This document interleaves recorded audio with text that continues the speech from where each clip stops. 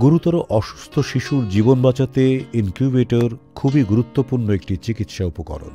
তবে এটি দামি এবং সহজে বহনযোগ্য না হওয়ায় অনেক শিশুই এর সুফল থেকে বঞ্চিত।